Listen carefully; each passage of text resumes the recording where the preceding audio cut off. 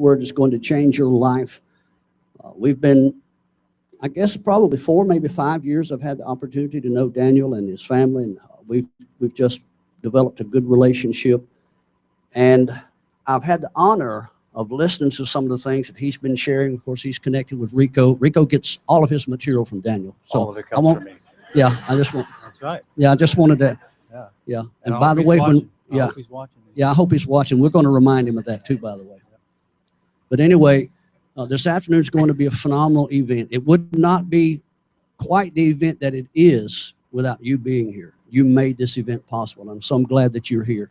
In the meanwhile, I'm going to share a couple of things. We're going to go as long as he's possibly able. We're expecting to be here probably to around 4 o'clock. And so I want you to wallow yourself out of a comfortable spot. Yeah, 4 a.m., right? Was that right? 4 a.m. We're going to lock the doors. How many of you know that your backside and your mind are connected? Hello? Your mind can only absorb what your backside can endure. Okay, so if you get uncomfortable, please let me know, or some of the guys close to the windows. There's Wendell right by the window. For those of us from South Mississippi, it's hard to make that kind of a distinction, window or Wendell. But anyway, we'll crack the windows if we can. There's water in the back. We want you to be comfortable. You're welcome to take notes. We're going to go for about an hour and a half, then we're going to have a short break, and then we'll allow you to go to the restroom and come back very quickly so that we can expedite the meeting this afternoon.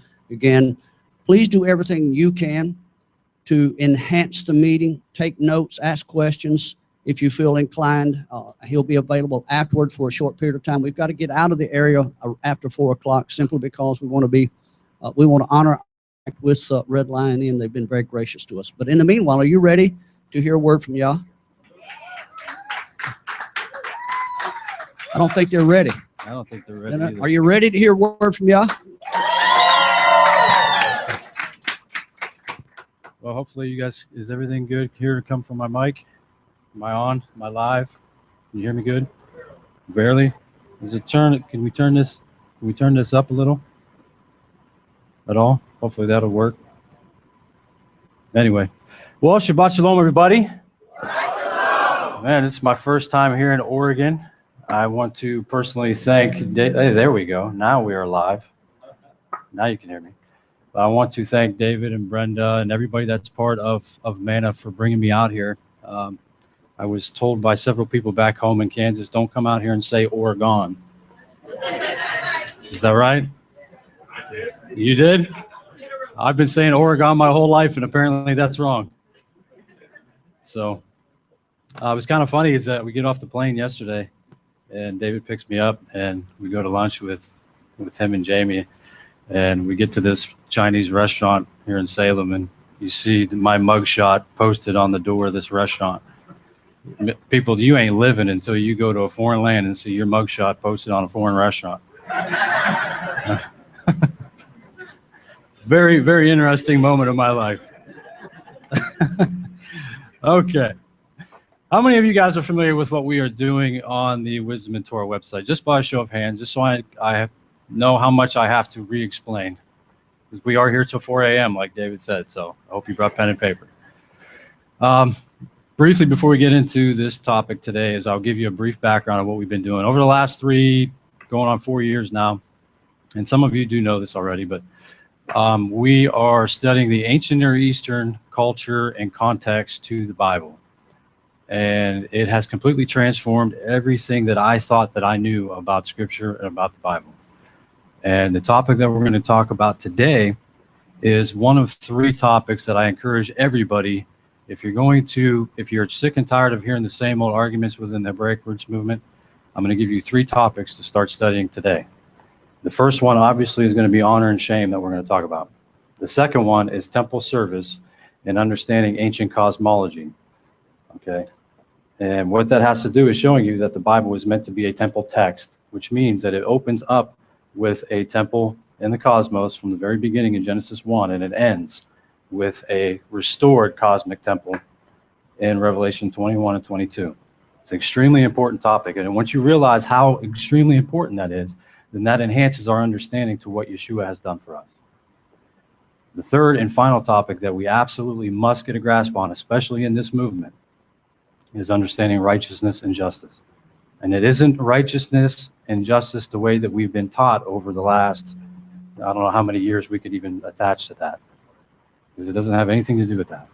And we're not going to be able to cover all those topics today, but this is the focus that we have been doing on Wisdom and Torah for the last 3+ years. And a lot of you have been part of that, and I'm grateful for that. And I've come to know some of you because of that. So those three topics, those three backgrounds are extremely important for this covenant that we're walking in. And I may say a few things today that make you a little bit uncomfortable, and that's okay. I've kind of joked around with a few of you. I get to get on a plane and leave. So take with what you want, but ladies and gentlemen, there are things that we have to get a grip on. There are things that are going on in this movement that we seem to think that we are the end-all be-all because we now keep Torah. We ain't. We are not even close. So hopefully as we get through today's PowerPoint and the information that I'm going to provide today is that we'll have a little bit of a better understanding on how we are to honor one another. We are to honor Yah. We are to honor Yeshua, and how we are to honor each other. Okay. So honor and shame. What is honor and shame? Have any of you ever heard of honor and shame before today? You've been married for a while. I've been married for 21 years this October. I know a little bit about that, you know. And one of the extremely important elements to honor and shame is understanding roles and statuses. And we're going to talk about that in a little bit. And that ties in with our roles as husbands, our roles as wives, our roles as daughters and sons, and so on and so forth.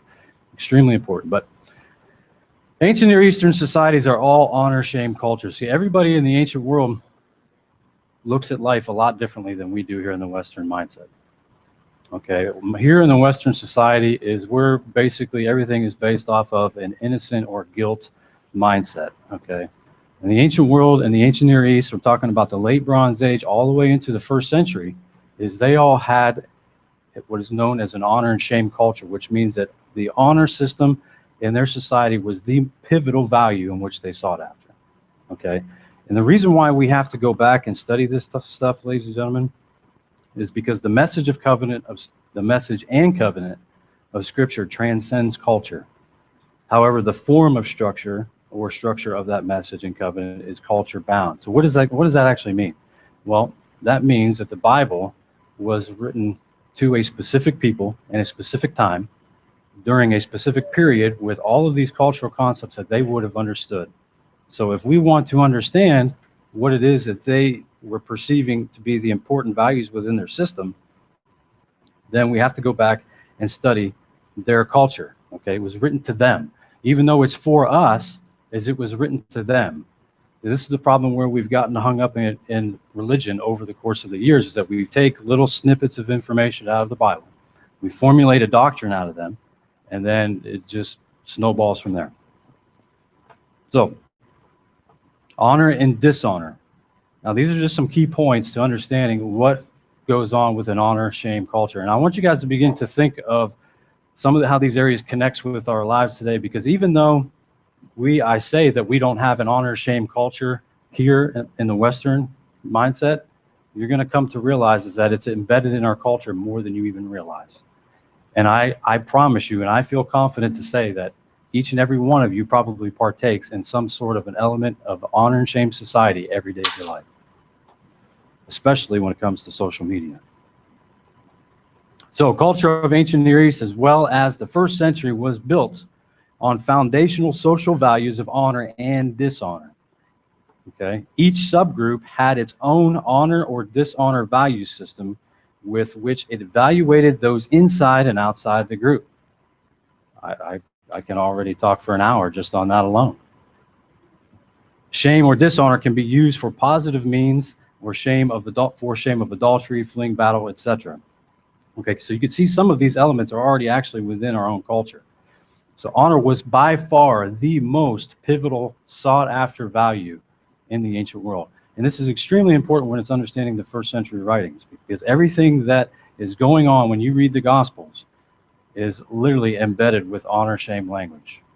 Okay, and we're going to talk a lot about that language coming up. Honor and group values. The focus of ancient people on honor and dishonor or shame means that they were particularly oriented toward the approval and disapproval of others. This orientation meant that individuals were likely to strive to embody the qualities and to perform the behaviors that the group held to be honorable and to avoid those acts that brought reproach and caused a person's estimation in the eyes of others to drop. So basically, let's take a look at what this nation is now dictating as honorable behavior. I don't know about you guys, but I'm ready to shatter my television because every time I turn it on now, what is it? It's Bruce Jenner's a woman now.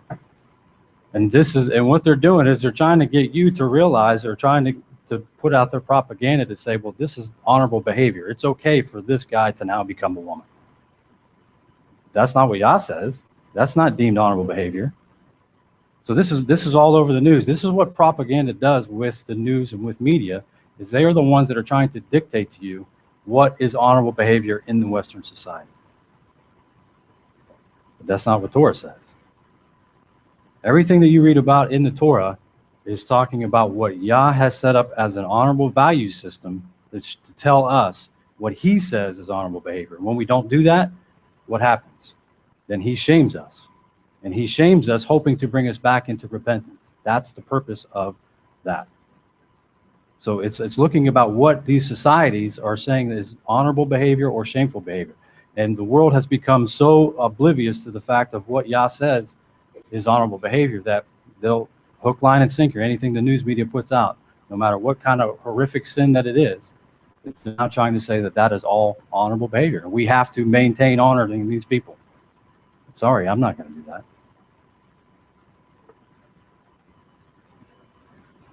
So simply stated, honor is your public reputation.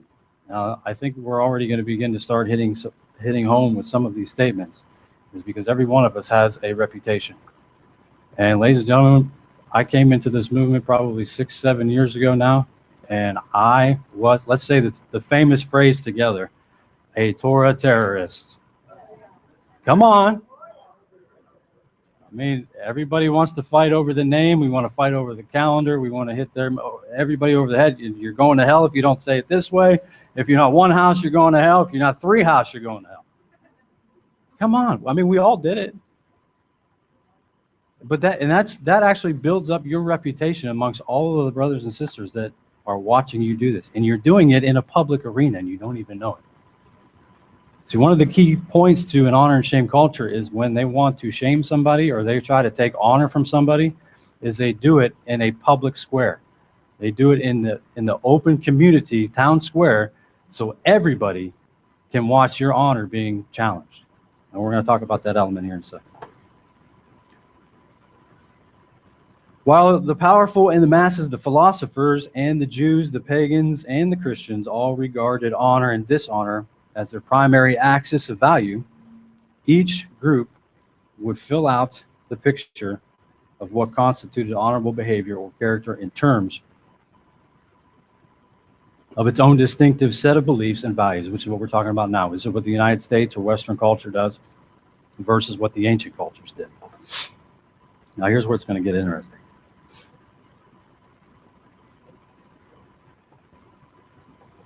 There's a reason why there's a Facebook icon on this picture. In such a social setting, honor is a commodity and is in high demand. There is a very short supply to be distributed among the group. As a result, those who seek it do so intensely and with great regularity. They fight to obtain and protect this social necessity. Because of this, there is an ongoing bout to acquire this commodity. How many of you witness every day Facebook arguments over little baby topics in this movement? Things that have absolutely nothing to do with growth or maintaining any type of honor towards God in this covenant. The vastness of challenges to one's honor invades every arena of social life in the first century. No one is safe from this challenge. Everyone has a social Achilles heel to his or her honor. And in any location, from personal to public, may become a place to stage war against another's honor in the hope of gaining it for oneself. And I'm not just talking about Facebook, guys. I mean, we're watching this in congregations. We're watching this in, I mean, every type of social media whatsoever. This ministry against that ministry. Teachers don't get up to teach no more. They get up to rip down and rip apart everybody else that's doing something. That's what this movement has become. And I hate to say movement because I don't like saying it, but for lack of a better word, that's what we got to do. But it's because we have gone so far beyond understanding what ancient cultures actually perceived as honorable behavior in the king's eyes and not in our own eyes and building our own kingdoms, that we just hook, line, and sinker. We just chime right in because we want to be right. I realized 3+ years ago now when we started doing this, I don't want to be right ever again. I just want to do the best that I could do, present the information, and let you guys figure it out for yourself. So with keeping this in mind, when we're talking about all this stuff pertaining to honor, it goes the same for shame.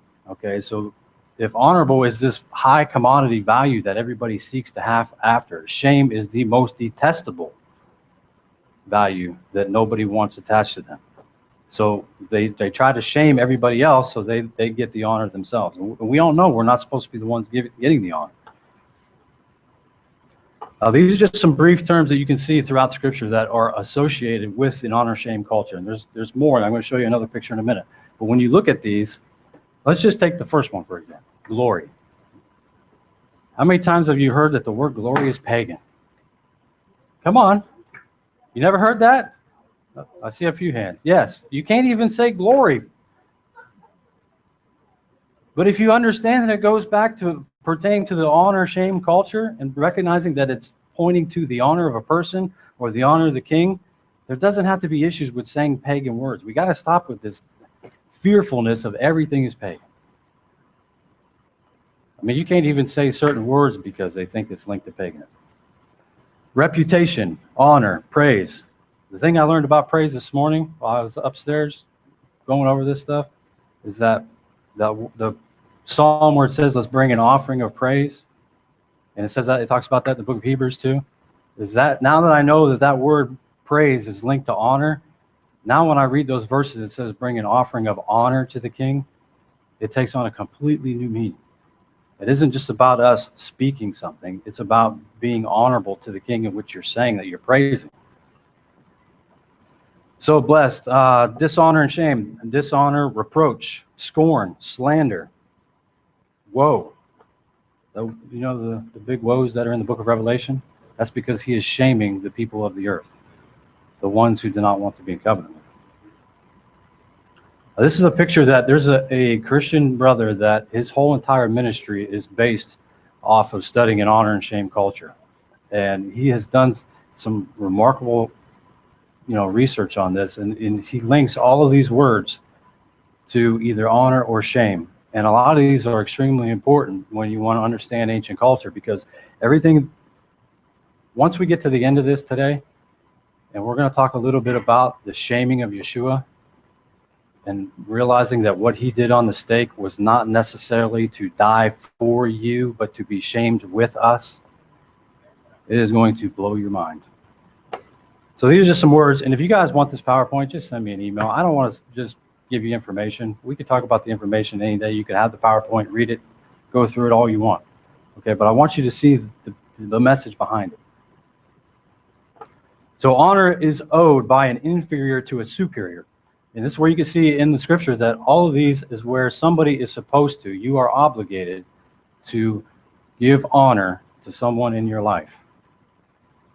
By the young to the elderly, the worshiper to his or her deity, by a child to the parents, by the living to the dead, by the dishonored to the honored. Proverbs 19:26, he who plunders a father chases away his mother. Is a son causing shame and bringing reproach? But it's understanding, ladies and gentlemen, that there's a hierarchy to honor. Okay, everybody in this room has a specific role. Most of us have multiple roles. And I'm jumping ahead of myself. I don't want to get too far ahead of myself. But now this is where we're going to get into the 6 main elements. In honor, shame culture, there are many, many, many, many elements.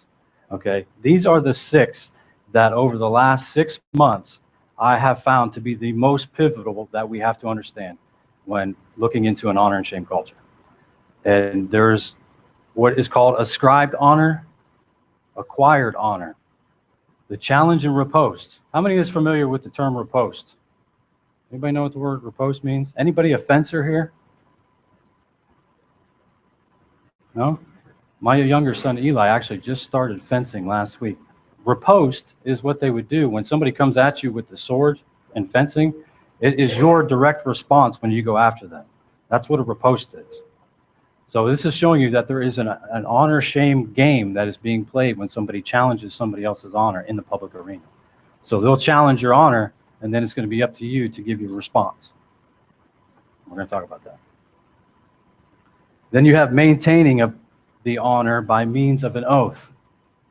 Every single one of you, maybe you don't even realize it, but you swore an oath at some point in your walk to Yeshua. So you have to maintain the honor that was held to the one you swore your oath to. Honor status reversal. This is how we're going to end this one today, because my wife called me this morning and I didn't know how I was going to end this or how y'all wanted me to end this today. And she called me today. So what we do at our house for Shabbat is that we go through the Torah portion together as a family. We have 2 boys. I have one that's going to be 19 soon, and my other is almost 15. And we go through the Torah portion every week together as a family. Well, I'm here and they're there, so they went through it without me.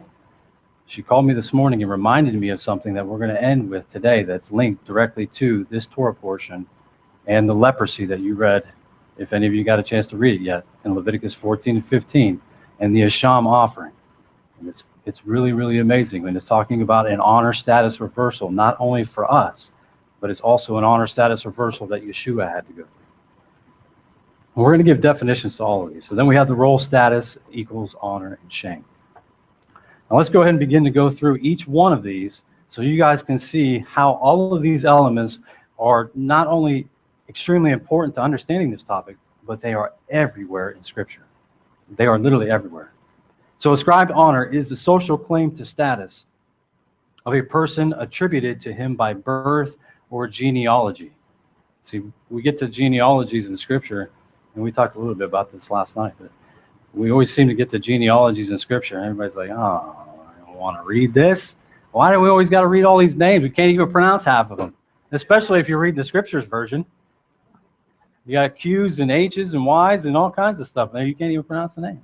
But there's a reason why they're in there, okay? So normally such honor is already received at birth and derives mostly from the lineage. Since kinship was the most important institution in antiquity, birth into a noble family immediately meant ascribed worth in the eyes of the family's peers. The family itself would make claims to worth on behalf of its offspring.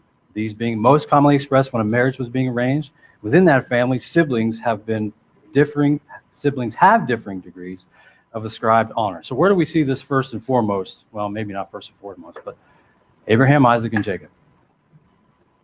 You're born of the seed of Abraham. There is a direct honor linked to that lineage. You see it with the Levitical priesthood, with the Levites, the lineage of King David. So you go through all of these lineages, and every time you read those lineages, it's showing you that there is an ascribed amount of honor that has been attached to that lineage. Does that make sense? Makes sense to me. Okay, so we see that each and every one of you, okay, let's say we had somebody in here that was born of some royalty or something. You had a specific amount of honor that is attached to your name simply because of the family that you were born into. And this plays an even bigger role with us. And we're going to see later on what is linked to the seed of the promise. Okay, everybody wants to fight and bicker whether or not we're Jewish or not. I got issues with that. Because if you understand an honor and shame culture, this is the very first element we're talking about. I'm sorry, it says that if I'm of the lineage of Abraham, Isaac, and Jacob, whether I'm grafted in or I'm naturally born, that means I'm the seed of the promise, right? So I don't care what anybody else says. And if somebody has issue with that, I'm sorry. I don't care.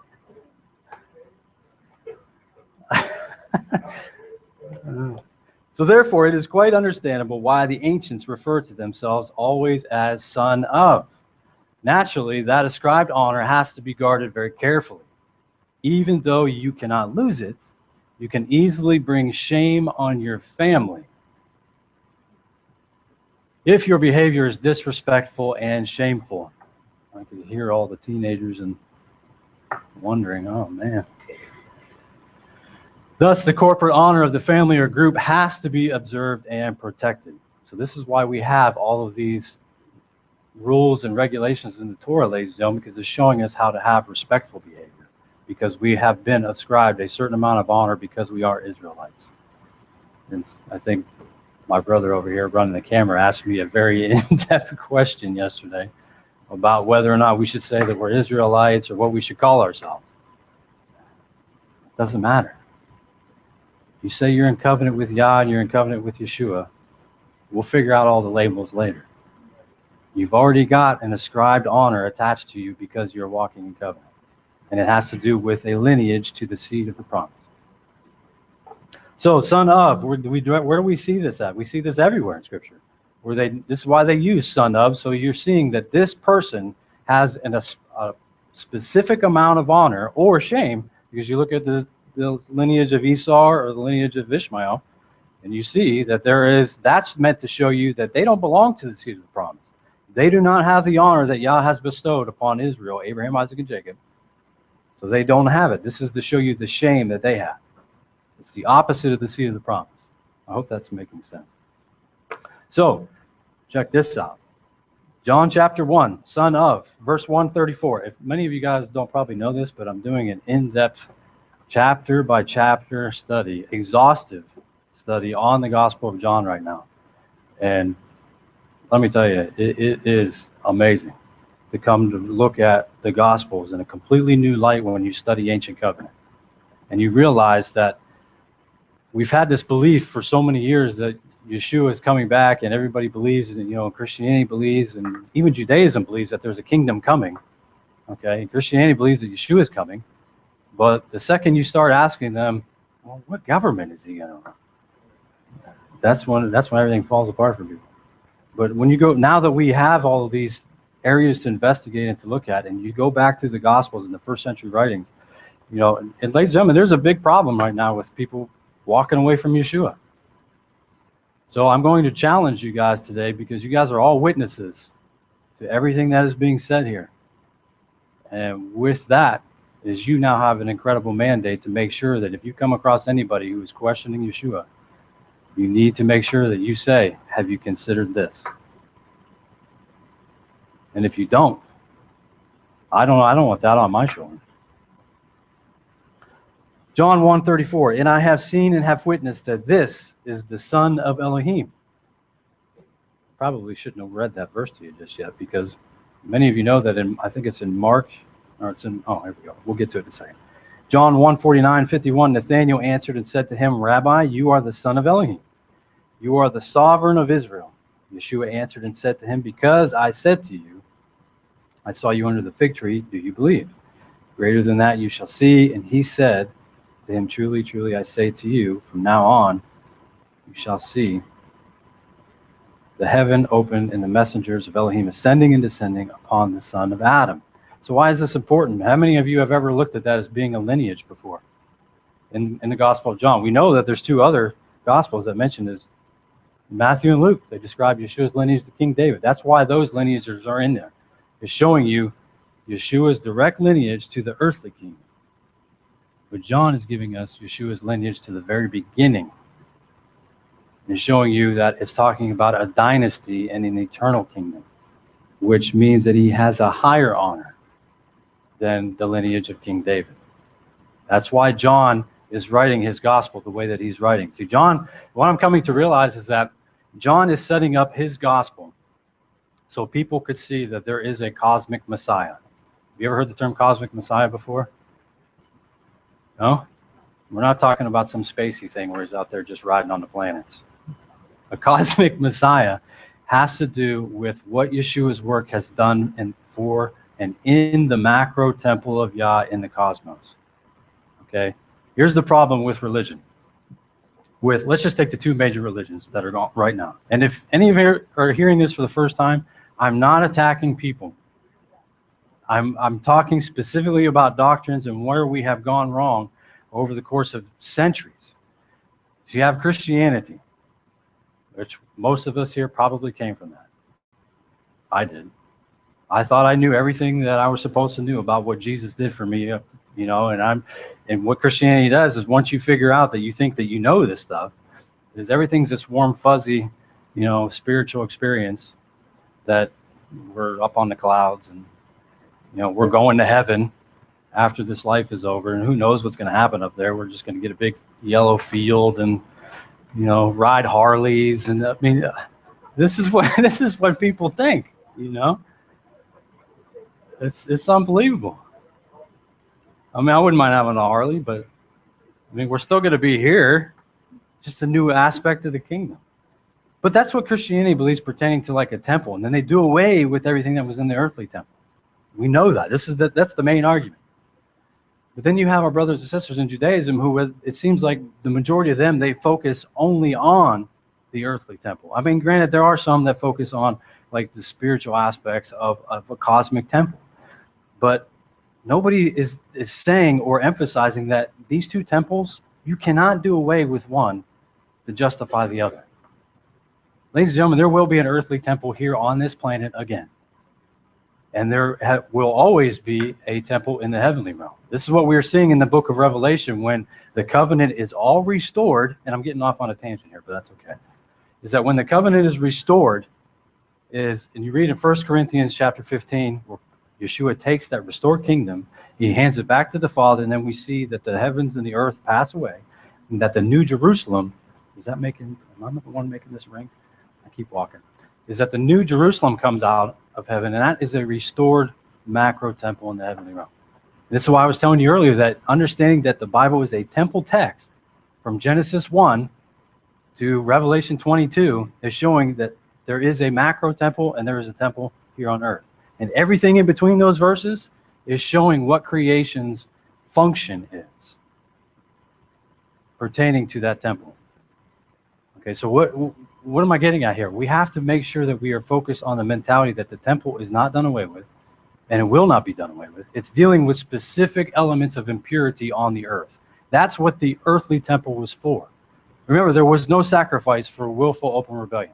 When you committed a willful open rebellious sin, what happened? They killed you. And you're dead. I mean, but that doesn't negate the fact that that sin that you committed, or we committed, or they committed, still has an effect on the altars within the sanctuary. Have you ever heard this before? This is where we get into this. We focus so much on a five senses mentality of the kingdom, where we want to hear it, we want to smell it, we want to taste it, blah, blah, blah. But we're forgetting that we're dealing with an Elohim who is outside the realm of time. So everything that we do in this life has to have some sort of effect outside of this realm of time. Otherwise, how can he bring any type of covenant lawsuit against us if it's not affecting him really? I don't know if that's making sense, but everything is interwoven together, ladies and gentlemen. And this, the higher honor and understanding what Yeshua's honor attached to him is huge. Because if you don't understand that his honor and what he did in the macro temple in the cosmos for us, then the stain of your sin cannot be removed.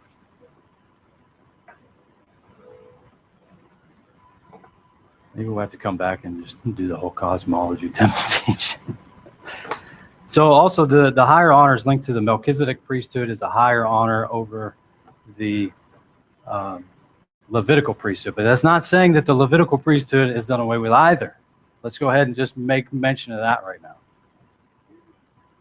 Ladies and gentlemen, if you hear this teaching where people say that we're all Melchizedek priests and the Levitical priesthood is done, you need to run. Just run.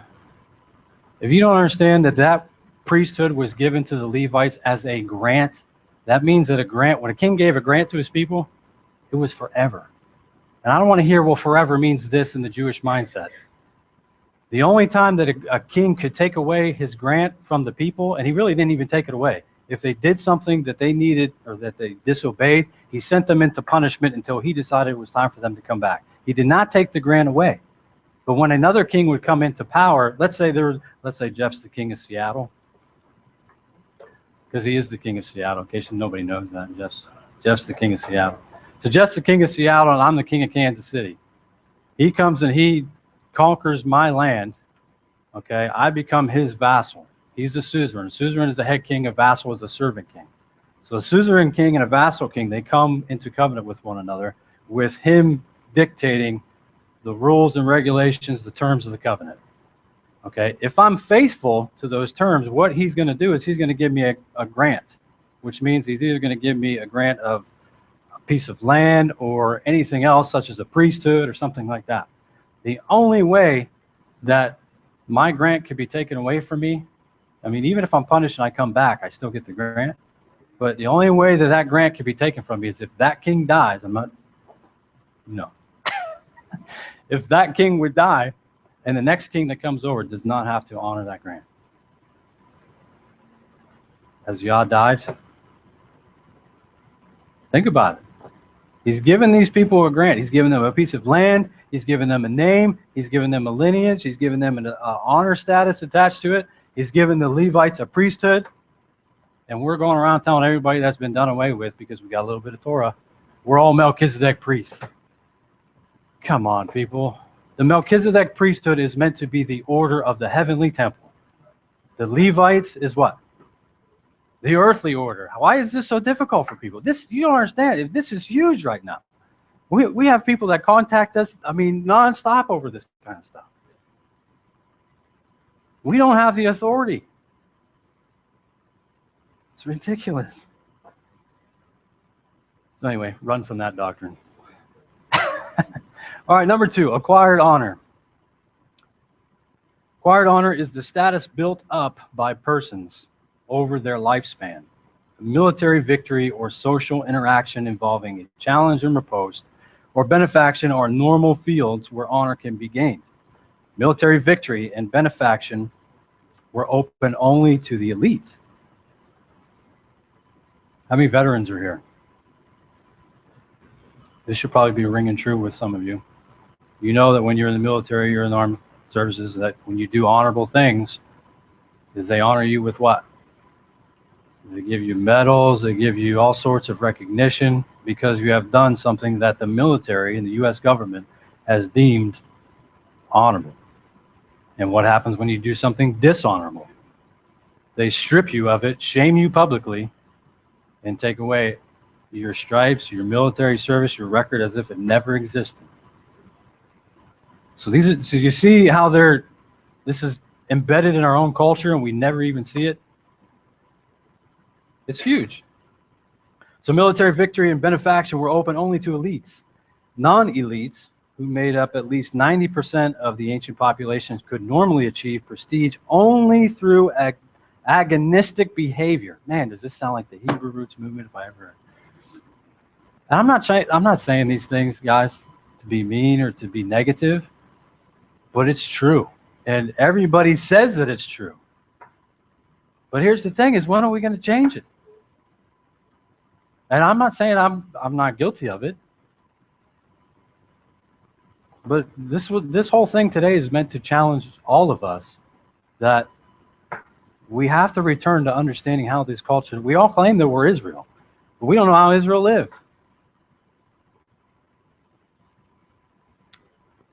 Agonistic behavior, which was socially sanctioned in the common game of push and shove, challenge and riposte. Anyone in a village or neighborhood who claimed special respect based on achievement was likely to be challenged by others because of the pervasive perception of limited good. What is limited good? Limited good is the idea of the ancient people that there was only so much good that was bestowed upon humanity. So if it's that limited, that's why they do everything they can to seek it and to take it, to fight over it, do whatever they can to get it. This is how the people believed that there was only so much honor that was bestowed on this planet.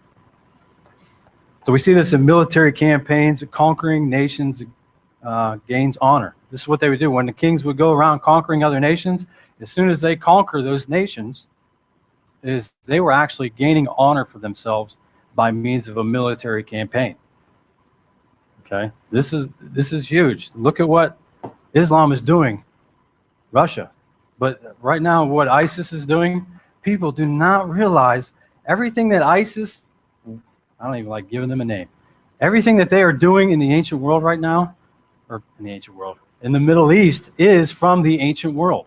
They are actually doing a military campaign just as all ancient nations would do.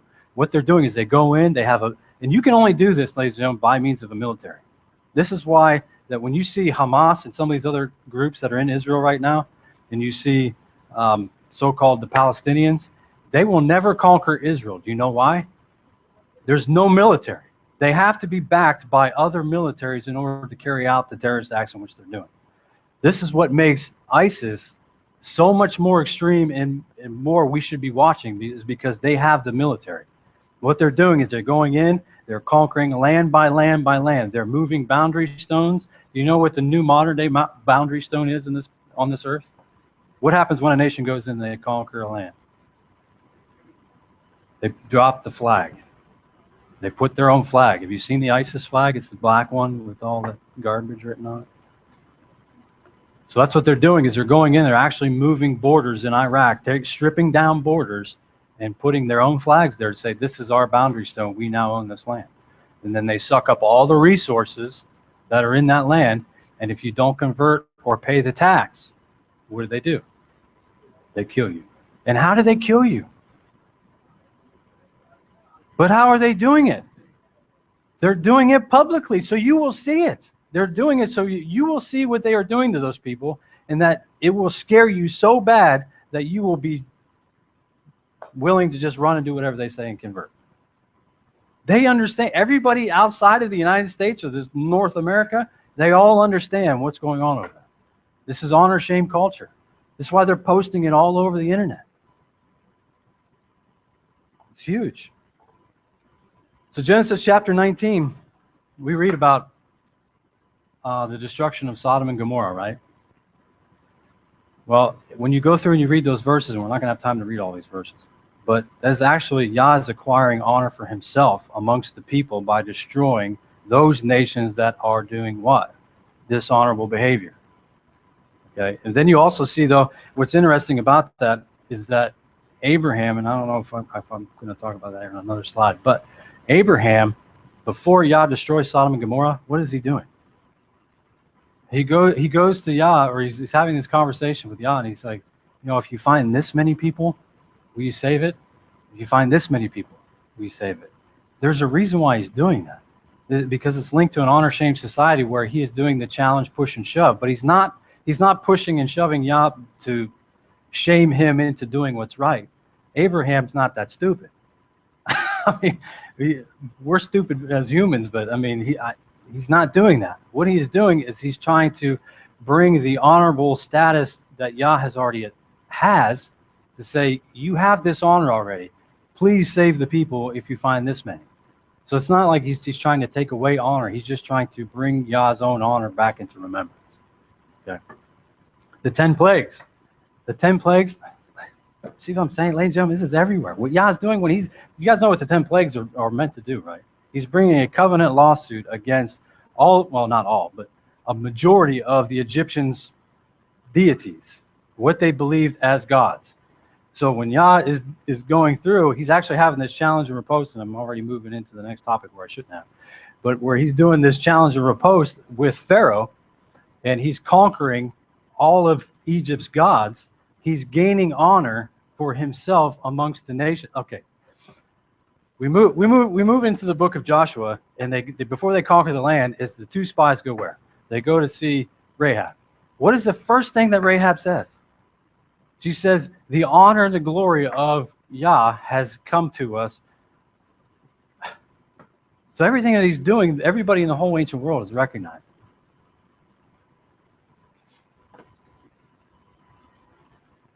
So the 10 plagues actually shows that Yah's doing this by means of a military campaign also. Because remember, in the ancient world, ladies and gentlemen, is that the king went into battle with the people. It ain't like President Obama who sits in his Oval Office or goes golfing. And if you're an Obama fan, find somebody afterwards and we'll set you straight. But it ain't like, but it isn't like we see things today to where, the kings or the leaders of nations don't go into military. But this is why it was so important. I don't know if you guys remember a few months ago where Jordan was actually going to go against and take their airplanes and their air force against ISIS. Well, what was the big headline? The king was actually going to get in a plane, and I don't know if he actually did it or not, but he did. How many other nations were going to do that? Because he knew that he was the leader of that nation, whether regardless we believe him, what he stands for or not. We're talking about this specific issue, is that he was going to go fight with his people, for his people, because he recognized that ISIS was not an honorable whatever. So Israel should have honor amongst all nations, but in 2000, I have 14 here, but actually it was in 2012. Israel is actually disgraced amongst the nations on this planet. The reality of it is everybody hates Israel. And in 2012, actually, a day before my younger son's birthday, I don't know if you guys remember, but the UN went in and they voted. They were going to decide whether or not the Palestinians could become a state. And if that was going to happen, then that's when they could start taking away their land. Because all these nations voted to do it. They started moving their boundary stones. That's when Yah's going to send his wrath upon these people. But in 2012, there was 300, I can't remember how many it was, 300 and some nations around this earth that voted against Israel by saying, yeah, we want the Palestinians to have their own state. We want them to have their own land. So by them doing that, why would they be so surprised when any type of retribution from above comes upon them? Because they're trying to take away the land. They're trying to take away the people. See, that's what they would do in the ancient world, ladies and gentlemen, is that when you wanted to annihilate a people, is you went in, you conquered them, you took out their temple, you took out the people and put your own people in there. You took away their constitution, their covenant, as if they never existed. That's what they did in the ancient world. And that's what the world is trying to do to Israel right now. Whether or not, the nation of Israel is doing everything they're supposed to be is irrelevant right now. So, acquired honor. The sons of Zebedee seek to acquire honor in the kingdom. In Matthew 20, verses 20 through 28. Then the mother of the sons of, I kind of make my cracks about the scripture version, but then I put it in my... It's a great version, don't get me wrong. I just have a hard time reading Q's and K's and stuff like that. It's just me. Then the mother of the sons of Zebedee came to him with her sons, bowing down and making a request of him. And he said to her, "What do you wish?" She said to him, "Command that these two sons of mine might sit one on your right hand and the other on the left, in your reign." But Yeshua answering said, "You do not know what you ask. Are you able to drink the cup that I am about to drink, and to be immersed with the immersion that I am immersed with?" They said to him, "We are able." And he said to them, "You shall indeed drink my cup, and you shall be immersed with the immersion that I am immersed with. But to sit on my right hand and on my left hand is not mine to give, but it is for those whom it has been prepared by my Father." And when the 10 heard it, they were displeased at the two brothers. But Yeshua called them near and said, "You know that the rulers of the Gentiles are masters over them, and those who are great exercise authority over them. It shall not be so among you, but whoever wishes to become great among you, let him be your servant. Whoever desires honor among you, let them be a servant. Even as the Son of Adam did not come to be served, but to serve and to give his life as a ransom for many." So here we see that the sons of Zebedee are trying to seek positions of honor in the kingdom that don't belong to them. It's just one example of them seeking honor. They're actually trying to acquire that honor. So building up a name or a reputation enhances one's acquired honor by means of his deeds.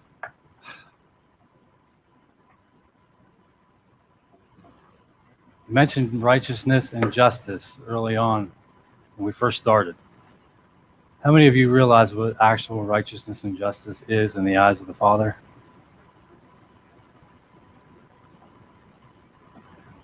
Taking care of the widow, feeding the poor. You know, brother.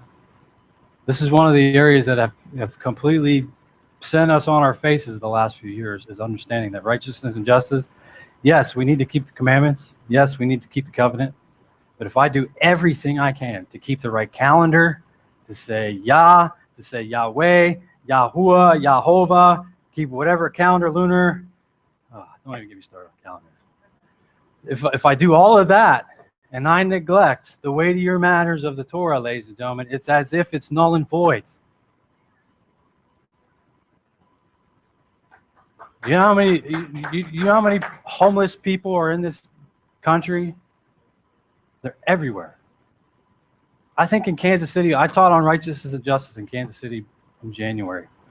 We were putting on some large unity gatherings where I'm from, and I taught on that, and I realized by preparing for that I think there was like 13,000 homeless veterans in the Kansas City area. But hey, I know how to keep the right calendar. I know that I could be one house or two houses.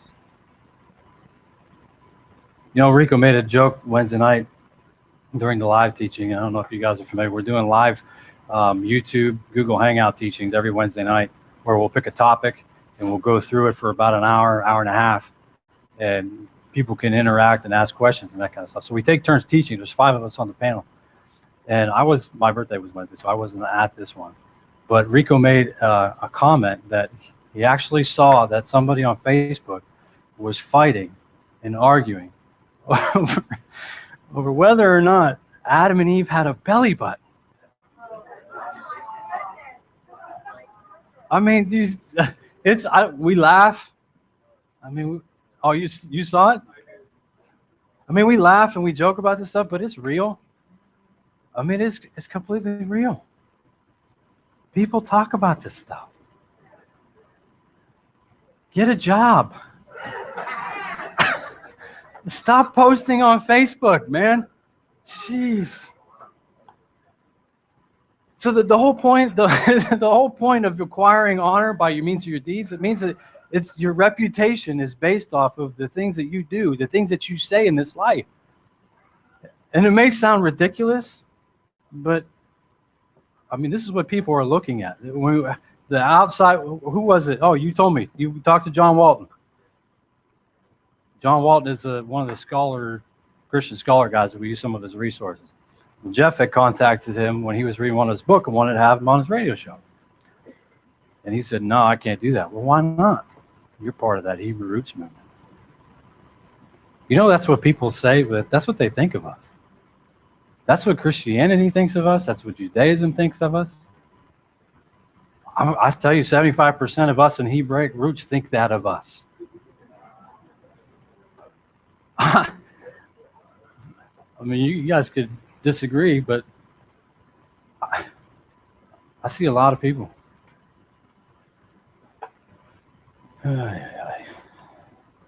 Number 3, challenge and riposte.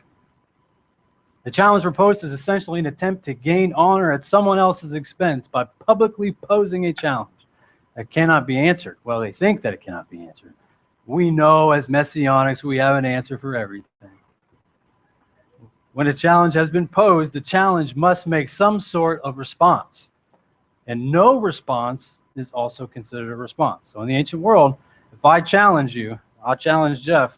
I'll tell him, hey man, that hat, it would look much better if it was blue.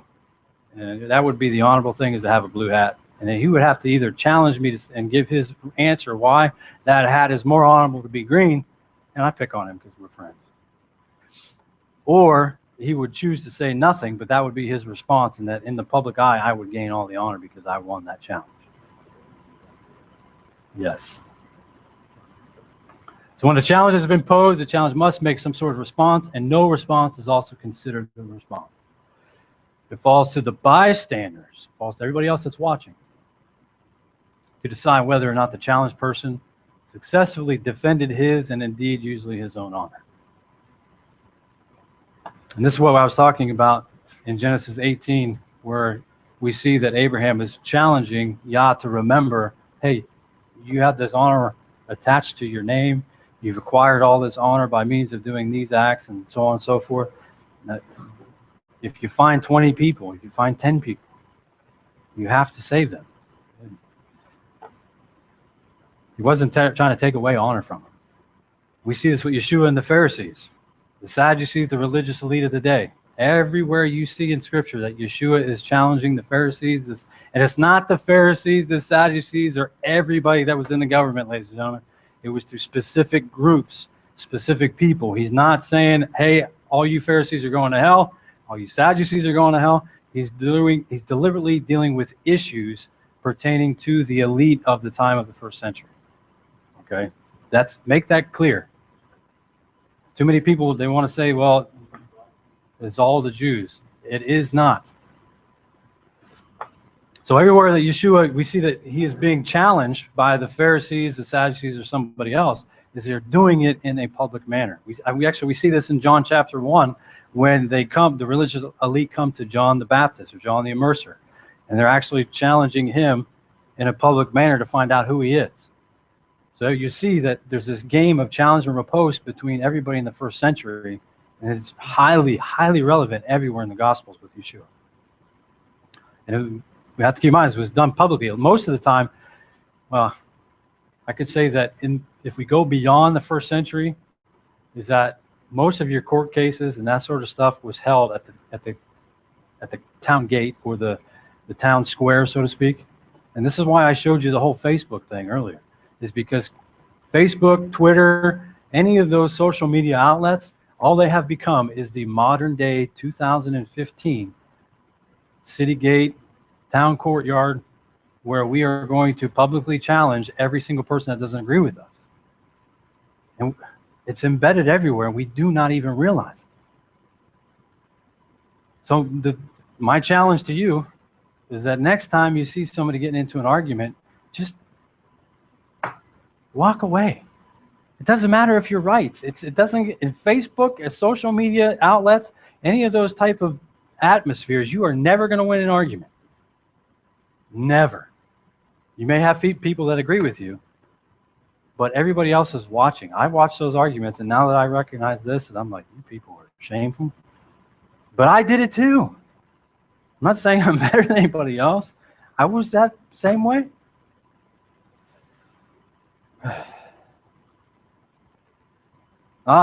Book of Job. Challenge and riposte. You have Yah versus Satan. You see how Satan is coming into the court of Yah, and he's trying to challenge Job's honor that Yah has bestowed upon him. So what does Yah say? Why don't you go do this, this, and this, and we'll see how it works out. It's everywhere. Yeah. No doubt. All right, 4 steps to the push and shove game. Claim of worth or value. Challenge to that claim. Riposte or defense of that claim. And the public verdict of success awarded to either claimant or challenger. Now, some of these quotes that you're seeing are from a book that we've been reading about and we're using a lot in this year's Torah portions. This year on the website, we're doing all of the Torah portions in the theme and concept of honor and shame. So we're taking each Torah portion and plugging in as much honor and shame context to each portion that we can. So that's our theme on the website this year. But one of the main books that we've been using and resources over the last year is this one by Jerome Neary. It's called Honor and Shame. Well, it's not even Honor and Shame in the Gospel of Matthew. It's that's the wrong book. It's by David De Silva, and it's called Honor and Shame. So I highly recommend that you guys get that book. So the riposte or response to the challenge must be held to the integrity of truth and action, not merely words. Come on. We can't just say it, be done with it, and we'll have that honor. Oh, that means we actually have to do something, guys. It has to be backed by your actions, by your life. That is what equals the honor that Yah deems worthy. All right. Matthew 22, 15 through 46. Everybody turn there because I want some help reading.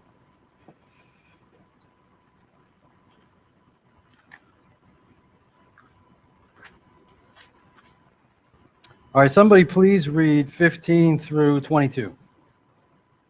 And do it loudly so we all can hear.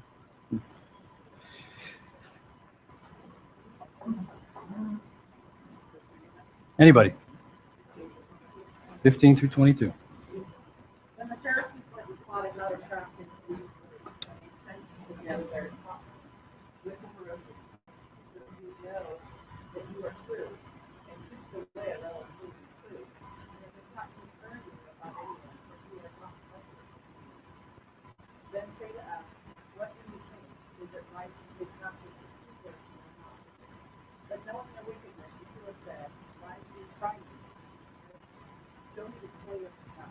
They brought him to the priest. And he said to them, whose likeness and whose scripture is this? They said to him, he said, they give to Caesar what is Caesar, and to Elohim what is Elohim. And having heard, they marveled at his lesson. Challenging game shove, or challenge and shove game number 1 in this chapter. Yeshua 1, them 0, just like she said. If he would not have responded and said, give unto Caesar what is Caesar's, then he would have been guilty and he would have lost that honor. And the Pharisees or the Sadducees of that group would have gained the honor in the eyes of the people. All right, 23 through 33. Somebody please read.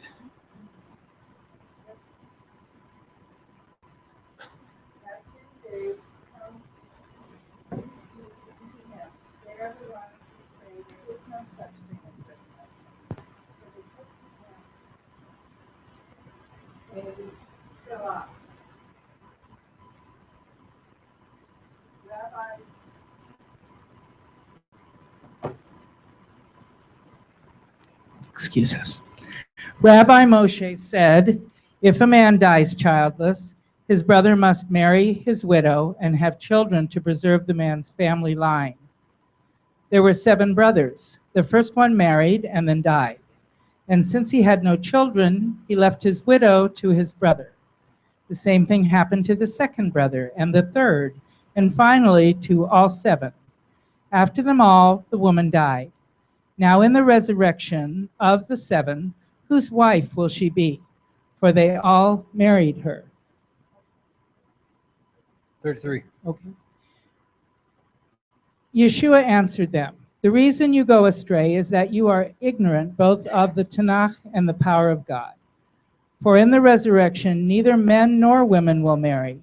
Rather, they will be like angels in heaven. And as for whether the dead are resurrected, haven't you read what Yah said to you? I am the God of Abraham, the God of Yitzhak, and the God of Yaakov. He is God not of the dead, but of the living. Okay, thank you. You know what makes me angry about the Sadducees? How can you be officiating in the temple and not believe in a resurrection? I actually believe, and we're gonna add to this in the next slide. I don't want to talk too much about what's going on here, but I actually believe that even though he was doing this to the Sadducees, is I believe that the Pharisees were watching, because they absolutely hated each other because of the resurrection issue. I mean, how can you officiate in a temple and say there's no resurrection? I mean, it just blows my mind. Anyway, all right, I'll go ahead and finish reading 34 through 46. Hearing that Yeshua had silenced this, oh, I love that. He silenced the Sadducees. They couldn't even bring their own response to saying that. So he silenced the Sadducees. The Pharisees got together. One of them, an expert in the law, tested him with this question. So he tested him. This is a whole new challenge and riposte game. Teacher, which is the greatest commandment in the law? Yeshua replied, love Yah, your Elohim, with all your heart, with all your soul, and with all of your mind. This is the first and the greatest commandment. And the second is like it, love your neighbor as yourself. All the law and the prophets hang upon these 2 commandments. Why? Because it has to do with righteousness and justice. when you recognize what Yah says is righteousness and justice, and there's equality and equity between people, then you're going to walk that out your entire life. So he says, all the law and the prophets hang on these commands. Then we move on to the next one. While the Pharisees were gathered together, Yeshua asked them, this is interesting because now Yeshua flips it. So now he's challenging them. While the Pharisees were gathered together, Yeshua asked them, what do you think about the Messiah? Whose son is he? The son of David, they replied. He said to them, how is it then that David, speaking by the Spirit, calls him master? Well, he says, the master said to my master, sit at my right hand until I put your enemies under your feet. If then David calls him master, how can he be his son? No one could say a word in reply. You ever seen this before? This is craziness. No one could say a word in reply. And from that day, no one dared to ask him any more questions. So we see this also in John chapter 8, when Yeshua challenges them who has not sinned to cast the first stone against the adulterous woman. I don't want to hear anything about it. Shouldn't be in the text. I don't care. I really don't. I've heard all the arguments that those verses should not be in the gospel, but they're in there, and you can see the challenge and riposte is actually in there. It's part of the culture. So do you know what the greatest riposte or response of Yah and Yeshua is to those who attempt to shame and challenge the honor of the king? In the ancient world, when they wanted to eliminate a king or somebody in authority, what they would do is once they captured that king or that military leader or whoever, they humiliated them, just as we see that ISIS is doing. But do you know how they did it? They would hang you, or they would behead you, or they would put you obviously on a stake or so on and so forth. But when they hung you on a stake, or whether in the tree or whatever, is that was meant to show the entire world or the culture back then that the position that you say that you held, we just stripped it from you. You no longer have the authority of that position in which you held. So they shame you publicly, dishonor you in front of everybody. And so they would know, and the whole world recognized this. This made a huge impact on me when I saw this. Okay, so when you so the greatest riposte, the response, especially if we just read what he was saying to the Sadducees who don't believe in what? The resurrection. So you look at the trial of Yeshua, before we get to that, what's so amazing about this is that you get these things that just pop in your brain and you don't know how to process them. So the trial of Yeshua is, when they first go before Pilate, and they're bringing him before all the people, and Pilate's saying, what? Who do you want me to set free? What do they say? They say Barabbas. You know why they said that? Because they publicly did this. It was in a public sector, and the reason that they did that is because of the imperial cult. How many of you heard or studied the imperial cult of Rome? It's not pagan. It's okay. You can say it. The imperial cult is what is the main cult of the Roman Empire back before the first century and into the first century, okay? And what that basically boils down to is that at some point they decided that the emperors became deified and they worshipped the emperors. Okay, this is huge in the first century, absolutely huge. So the reason why they're doing this is that, remember that Pilate is sent to be the governor and representative as Caesar as he's in the land of Israel, right? So he's the one handling all of the court cases in the open square so everybody can see. So the people say, no, we want Barabbas. We want Barabbas. If they would have said, and I know that they knew that they were what they were doing. If they would have said, we want Yeshua, that would have brought complete annihilation upon everybody in the land. Why? What was the big claim? What was it that the Pharisees, the Sadducees, and the elite were putting Yeshua to death for? Because he was king. Yes. If he would have usurped Caesar's, that would have brought complete annihilation upon the people in Israel. So they said, what did they say? Oh, here we go. But they shouted, take him away, crucify him. Shall I crucify your king? Pilate said.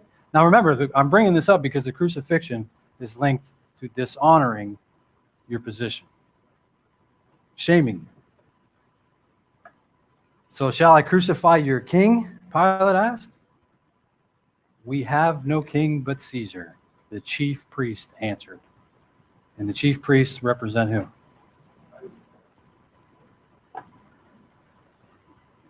Absolutely amazing. So the greatest riposte that Yah does is resurrection. I mean, think about it. So they do everything they can to strip Yeshua of his position of king. I mean, we're not just talking about the lineage to David, which we know that he has.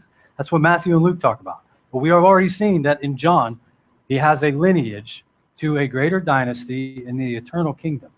Okay? So they do everything they can to publicly shame him, publicly disgrace him.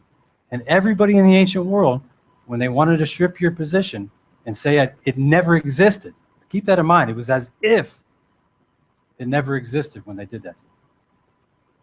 So they put him on the stake. They think that they killed him. They think that they stripped it away from him.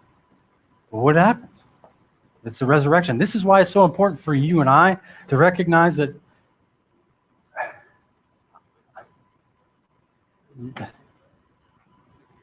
this is, I mean, Hasatan's out to destroy us, okay? We know this. And I know that there's all this doom and gloom focus on the Great Tribulation. And I'm not knocking that. Ladies and gentlemen, if you understand this, then you have nothing to fear of what any man on this planet could do to you. Tribulation's coming.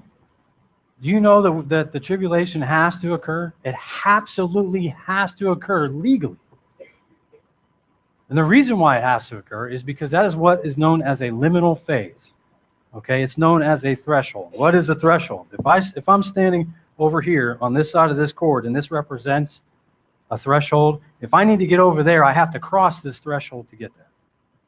Okay, I can't go from this life into the next kingdom of Yeshua ruling and reigning without going through some sort of threshold liminal period. Okay, liminal in the Latin actually means threshold. So I have to go through this period of how long that threshold is if I want to get from point A to point B. That's what the tribulation is for. And it's also to shame all those other nations on the planet right now who don't want anything to do with Yah or Yeshua. That's what it's meant for. It isn't meant for you to just go buy 1,000 pounds of rice and beans and lock yourself in a basement. I mean, I'm okay with, don't get me wrong, I'm okay with preparing. I'm okay with preparing. I'm not knocking that. But ladies and gentlemen, we can't go through, Jeff's going to need a minute.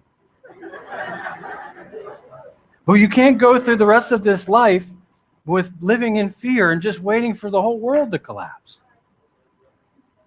You know, and unfortunately, if there's anybody that's new to walking this walk, if you've only been in this a year, I am sorry for any negative things that have come out of my mouth today. But I'm giving you hopefully the things to run from.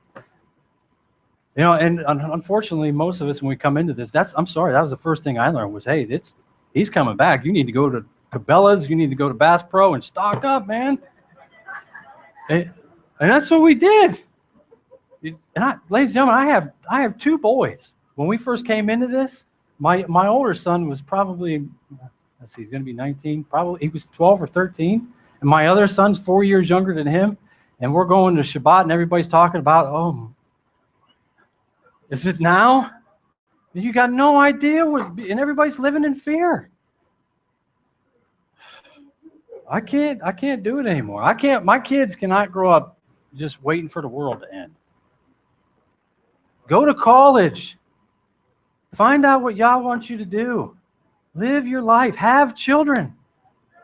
Good night. Eat that rice and beans you got in the closet. Jeez. Look, if you can't laugh at this stuff, we might as well just go home. You know, I traveled 1,000 miles to give you guys a couple of jokes. I mean, yeah, that's cool. All right, so resurrection. Let's read Hebrews 12. We too, then, having so great a cloud of witness all around us, let us lay aside every weight and the sin which so easily entangles us, and let us run with endurance the race set before us. Looking to the princely leader and the perfecter of our belief, Yeshua, who for the joy that was set before him endured the stake, having despised the shame, and sat down at the right hand of the throne of Elohim. David, where are we at on time, brother? 10 minutes? All right, integrity by means of an oath. This is where I told you guys earlier that we're moving pretty good. Is that most of you all said an oath at some point when you came to faith, whether it was just in Jesus, the church, Christianity, whatever. I'm going to show you that you said an oath. And now that you're walking Torah, I know that you said an oath. So hence the importance of the oath in relation to honor. It commits the honor of the swearer just as crossed fingers liberate it. Remember how you said, oh, I promise. Nope. Liberate it in aims and eliminate the ambiguity. Man, I have a problem with that word. Ambiguity as to, oh, I got to tell you this story now. When I did the righteousness and justice teaching in Kansas City a couple months ago, is I try to pride myself on PowerPoints. You know, kind of Rico makes these jokes about it all the time because, you know, have you ever seen Rico's PowerPoints? You laugh. And he's watching, he's probably laughing too, but his PowerPoints are hilarious. But anyway, I try to make sure the PowerPoints look nice all the time, you know? So I spend all this time, and this is why it takes me so long to sometimes put stuff out, because it's doing the PowerPoint. Just so you guys can have a nice PowerPoint. So anyway, I had this slide in the justice and righteousness teaching, and it was talking about all these goofy arguments that we're talking about today, showing is this really, you know, what we think is righteousness and justice. So I have all these things, and it's looking really cool, and I got them all listed. And I'm up there, and I'm reading this, and there's 150 people there, and I'll get to the one that talks about the labels of the movement, you know, Ephraimite, and, you know, we're Judah, we're this, we're that. And then I have on there, it was supposed to say Hebrew roots, and I had Hebrew toots. And I read it off, man, like it was nothing. And everybody just starts going nuts. And then I look down, and I'm like, oh my gosh. Everything I just said got discredited and threw out the window because I couldn't spell roots. No, I lost. I was publicly shamed. Totally lost any honor that I acquired for myself. By invoking that which is sacred to him, his God, the bones of the saints. Oh, we're talking about Catholics now, I guess. His loyalty to his sovereign, the health of his mother, or simply his own honor, he activates an implicit curse against himself in the eventuality of his failure to implement his oath, or at least he assures that public opinion is entitled to judge him dishonored. So what it's basically saying here is that when you give an oath, especially when it's pertaining to a public arena, is that everybody is watching to make sure you're keeping that oath. And they're going to determine and they're going to dictate to you, especially us Messianics, we're going to tell everybody when they are not keeping that oath. And we're going to do it publicly. So moreover, he cannot attain the honor of the person to whom he is bound by oath by deceiving him. The latter is untouched by his deceit. He proves false, blah, blah, blah. We see this with Abraham. This is where it gets huge with the oath. Abraham also swore an oath to Yah, as we've seen in Genesis 14. But Abraham said to the sovereign of Sodom, I have lifted my hand to Yah, the Most High El, the possessor of heavens and earth, not to take a thread or a sandal strap or whatever is yours, lest you should say, I have made Abram rich, except only what the young men have eaten in the portion. So here we see that he's telling after the big battle against the kings, the 5 kings versus the 3 kings, that was actually a suzerain vassal. Did you know? It was actually a suzerain vassal war going on. And once that happened, Abraham literally he could have become the suzerain of the earth. Because he conquered all those nations with how many guys?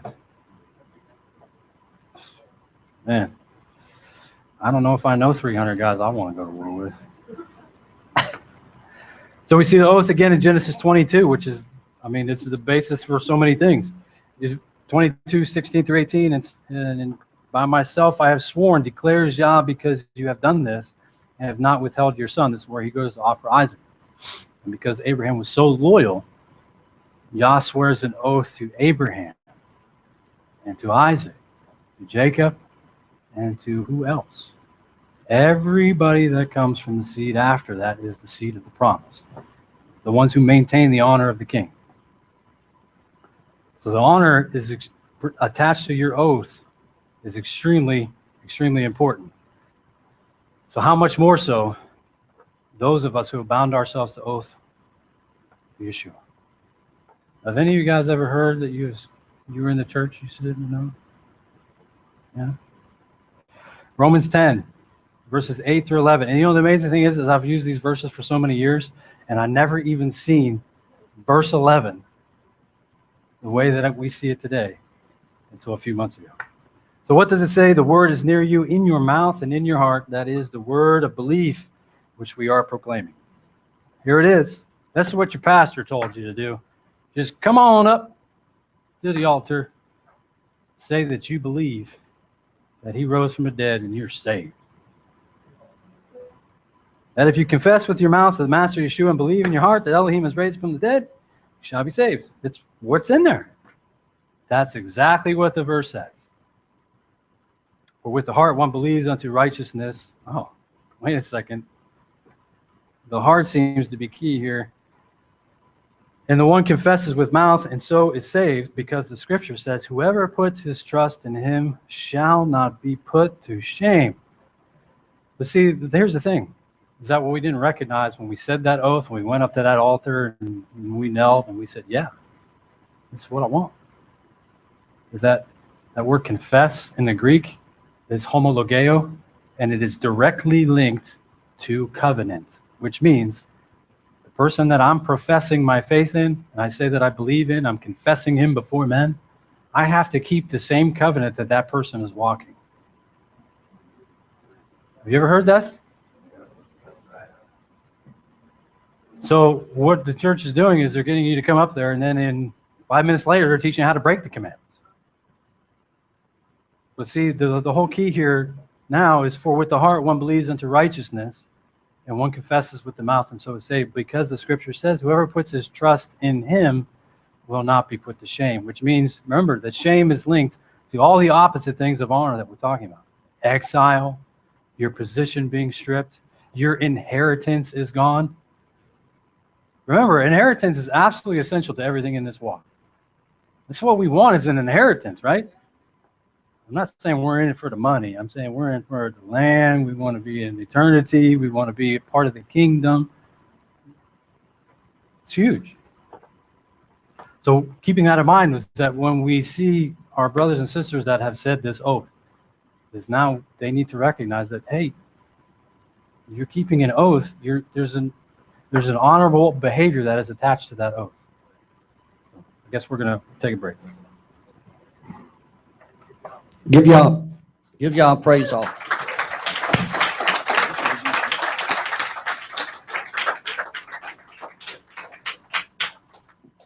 What I really appreciate about what we're learning is how this can be applied to a group of people as a whole. And I think before we're finished, we're going to know how important it is to honor one another collectively as a body of people, instead of tearing down one another and shaming one another and fostering strife and all those other issues that have made us